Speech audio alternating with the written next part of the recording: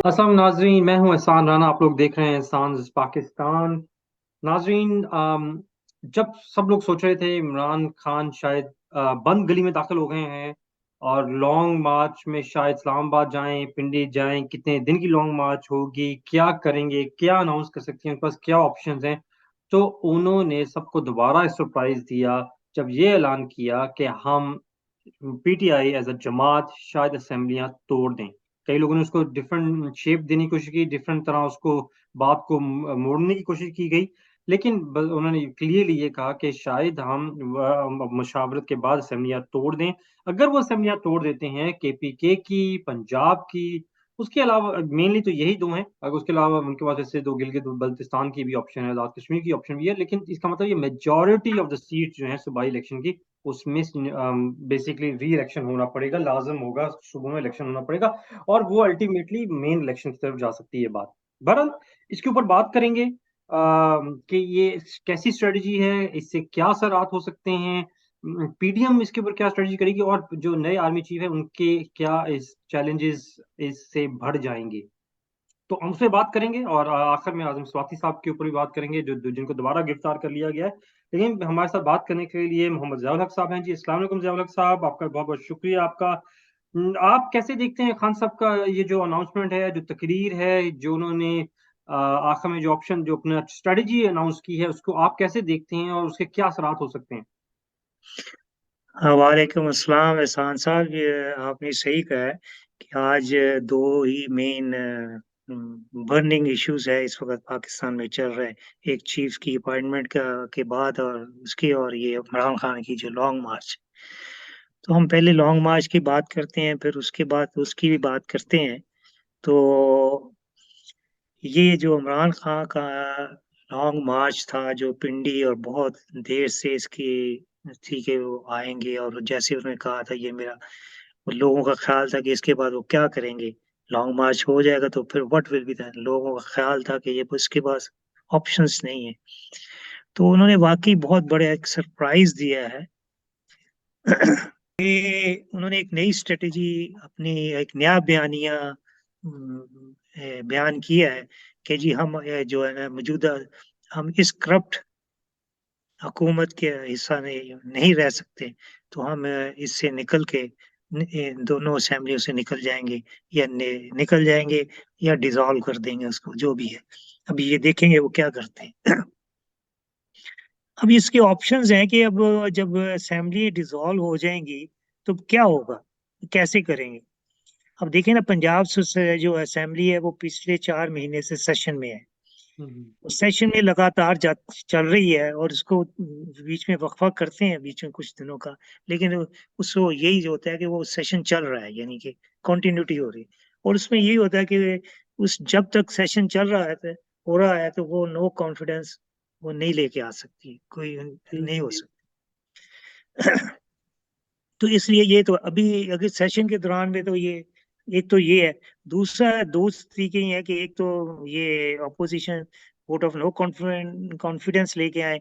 दूसरा है कि गवर्नर जो है ना खुद उसको कहे कि जी वो वोट ऑफ कॉन्फिडेंस ले। ठीक है। जो पहली हालत में तो जो है कि वो उनको खुद अपने मेंबर शो करने पड़ेंगे, दूसरे में पीटीआई में होगा। तो सिचुएशन ये है कि इस वक्त जो पंजाब असेंबली टोटल है 371 मेंबर्स पे कंसिस्ट करती है। तो उसमें इस वक्त पीडीएम के पास कोई 179 है। हम्म? ठीक है। अब जो अभी रिसेंटली इलेक्शन जीते हैं इन्होंने पीटीआई में, और उनकी लेडीज सीट्स के बाद इनके हो गए हैं अब 189, यानी जो उनके काफ लीग के डाल के 10 मेंबर वो हैं। ठीक है। सही। तो ये नहीं कि स्ट्रेंथ वाइज तो 179 179 उनके बराबर, तो जो असली जो है, जो जिसने फैसला करना है, वो तो है काफली के 10 सही। वोट। अब इन 10 लोगों पे लोगों को ज्यादा है कि जी आया ये जो है, क्या परवेज लाई स्टैंड करेगा इमरान खान के साथ। कुछ कहते हैं कि नहीं, और कुछ ये भी है कि जरदारी साहब आ गया है अपने बैग भर के। ठीक है।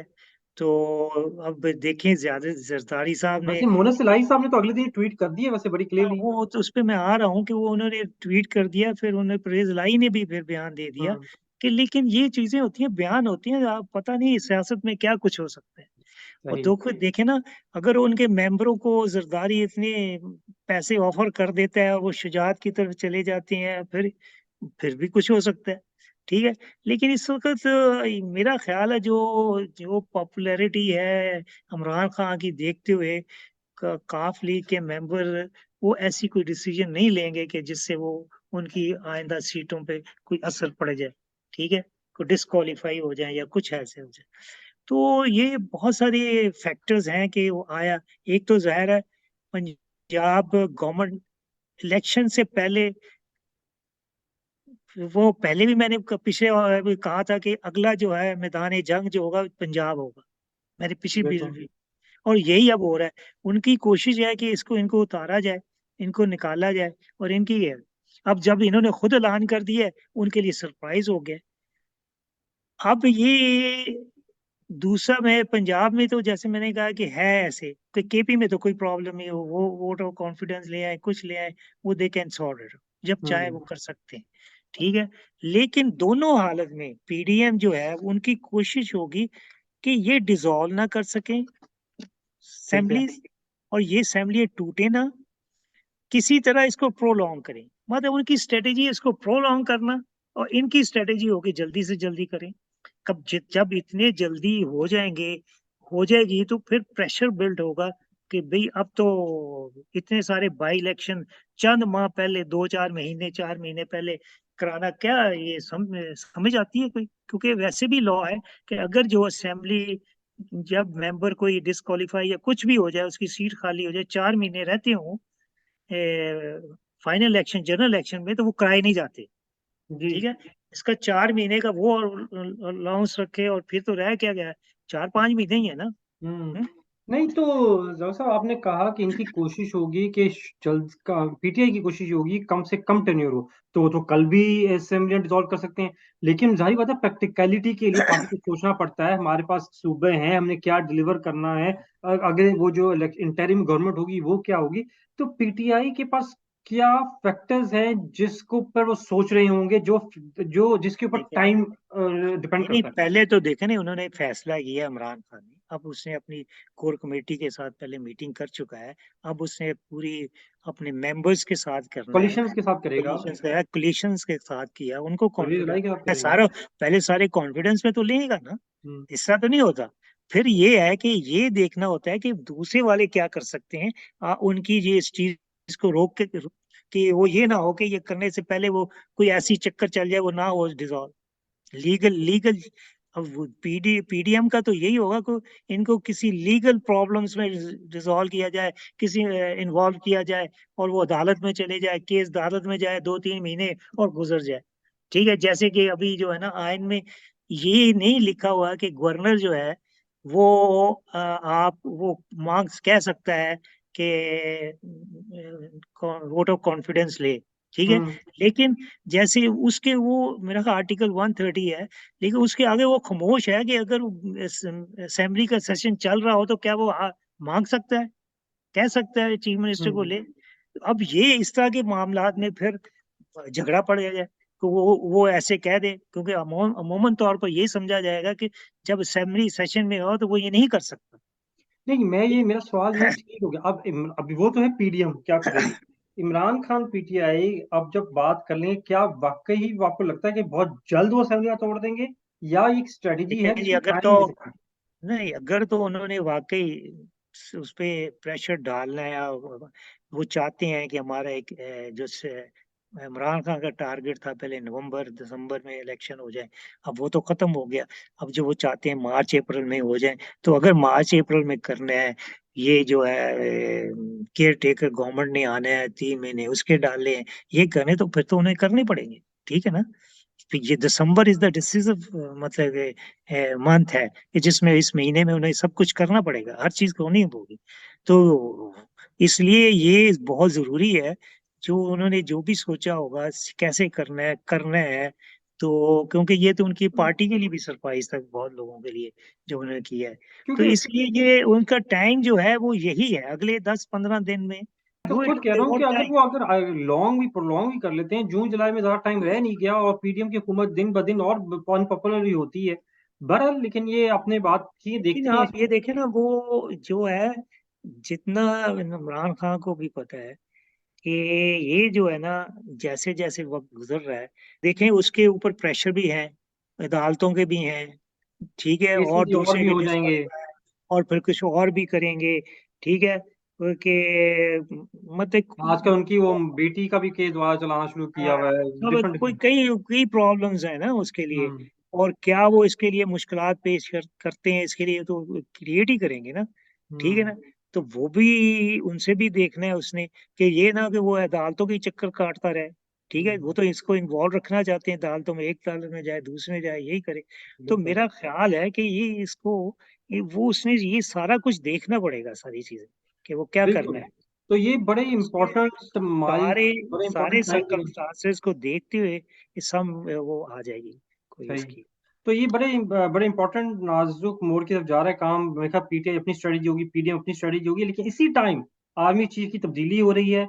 आर्मी चीफ के बड़े बड़े चैलेंजेस हैं। हम पहले इस वीलॉग पे बात कर चुके हैं कि सबसे बड़ा चैलेंज है कि लोगों में, आवाम में और आर्मी के अंदर जो गैप आ गया है, उसको कैसे पुर किया जा सकता है, दोबारा रिस्पेक्ट और पॉपुलैरिटी कैसे ली जा सकती है। एक तो ये है ही है, लेकिन इसी टाइम पे ये एक जो गवर्नमेंट, नई गवर्नमेंट का और ये सेटअप जो हुआ हुआ है, उसको भी देखना होगा। उसको कैसे मेडिटेट मेडिटेट किया जा सकता है। प्लस अब जो आजम स्वाति का जो दोबारा केस आया है, दोबारा उसको गिरफ्तार कर लिया गया है। 75 जो बूढ़े आदमी हैं, 75 साल की एज है, उनको करना, जिससे पहले भी उनको बड़ी लोगों की तरफ से सिंपथीज आई थी। तो इसको इसका इम्पैक्ट फिर नेगेटिव आ सकता है एस्टेब्लिशमेंट के ऊपर। फिर कई खबरें आ रही हैं कि जी जनरल मेजर फैसल नसीर बड़ी करीब हैं आसिम, जो जनरल आसिम के। तो आप जनरल आसिम के चैलेंजेस को कैसे देखते हैं, और क्या ये आजम स्वाति जैसे एपिसोड का उनके ऊपर नेगेटिव इम्पैक्ट तो नहीं आएगा दोबारा शुरू से ही? हाँ हाँ, ये अच्छा, इससे पहले मैं इससे दो और बातें करना चाहता हूँ। एक ये कि देखिए, उसमें ये भी कर सकते हैं जरदारी साहब, जैसे उन्होंने नेशनल असेंबली में किया था, कोई मेंबर्स को एब्सटेन करा दें पीटीआई के, हम्म। पैसे पूसे दे के। और दूसरा, जो उनका जो प्रोपोगंडा भी चल रहा है ना, कोशिश उनकी, जैसे ये तोशा और ये वैसे, के इस तरह के, कि लोगों को प्रूव करें प्रोपोगंडा के साथ कि जी इमरान खान कोई इतना ईमानदार नहीं है, वो हमारे जैसे ही है, ठीक है। जो अभी उसकी इस तरह उसकी जो है ना पॉपुलैरिटी की, वो भी वक्त अगर डिले करते जाएंगे, तो इसलिए वो इनके लिए बेहतर है कि जितना ये हो जाए इलेक्शन पहले, तो ये बेहतर है। अब आते हैं कि चीफ की, नए चीफ का क्या होगा, कैसे चलेगा। लेकिन मैं सबसे पहले ये क्या चाहूँ, पीछे भी और ये सबसे बड़ी इम्पोर्टेंट जो है वो बाजवा की स्पीच है। हम्म। उसने उसने कोई स्टैंडर्ड फिक्स किए हैं उसके लिए, ठीक है ना, कि जो उसमें इमरान खान को धमकियां दी हैं कि लोगों को कहा कि रेड लाइन क्रॉस कर जाते हैं, ये करें। तो मेरा ख्याल है कि वो एक, जैसे फ्यूचर का आर्मी की तरफ से होता है कि जी ये हमारा आइंदा से ये होगा, लेकिन जरूरी नहीं है कि चीफ, उस नया चीफ उसी को फॉलो जी। करे। लेकिन लेकिन जैसे लगता है, आपने भी कहा है को, वो जो उनके जो जनरल फैसल हैं, उसके साथ उसके बड़े तल्लुकात हैं।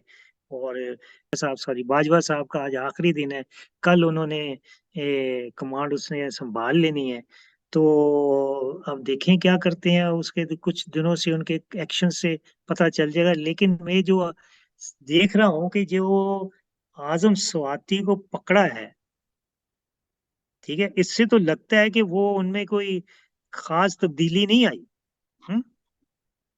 क्योंकि अगर बाजवा साहब की ही चल, कह सकते हैं कि अभी उनकी ही थी, मतलब कि स्टिल द चीफ। लेकिन अब तो जब चीफ दूसरा अनाउंस हो जाता है, तो फिर उससे उसका भी मशवरा लिया जाता है बस, हर चीज में, ऐसी खास खास चीजों में।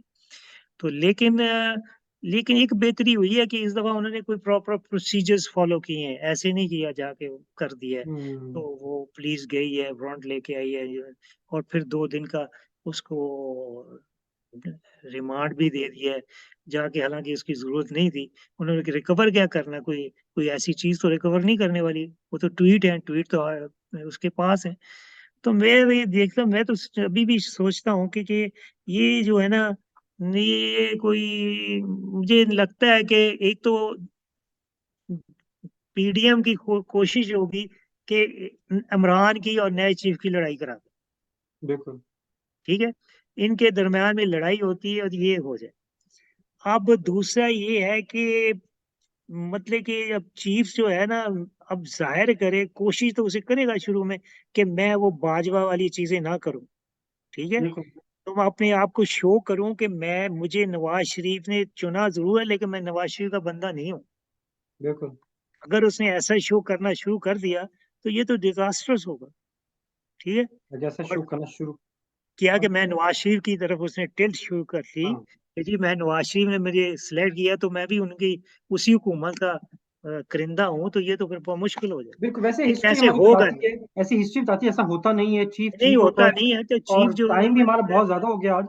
नहीं मैं लेकिन एक मिसाल दे रहा हूँ ना, कि बिल्कुल अगर बिल्कुल। लेकर चीफ तो चीफ ही होता है, अपने अदारे का चीफ होता है, वो हाँ जी, फौरन ही, बिल्कुल। वो उसके बाद वो कह देते हैं कि जी आप अपना काम करें, हम अपना काम करने दें। कई कई दफा जी लेकिन मुल्कों की। फौज की पॉलिटिक्स में इतनी इन्वॉल्वमेंट है पाकिस्तान में, खासकर पाकिस्तान आर्मी की, वो डिसएंगेज नहीं हो सकते उससे इतनी जल्दी, बिल्कुल अगर डिसंगेज कुछ। नहीं हो सकते, हमारा टाइम खत्म हो गया ज़ालक साहब, लेकिन बढ़ल मुल्कों की हिस्ट्री में, इदारों की हिस्ट्री में बड़े इंपॉर्टेंट टाइम आते हैं जिससे वो बड़ी अच्छी या बुरी हिस्ट्री क्रिएट कर सकते हैं।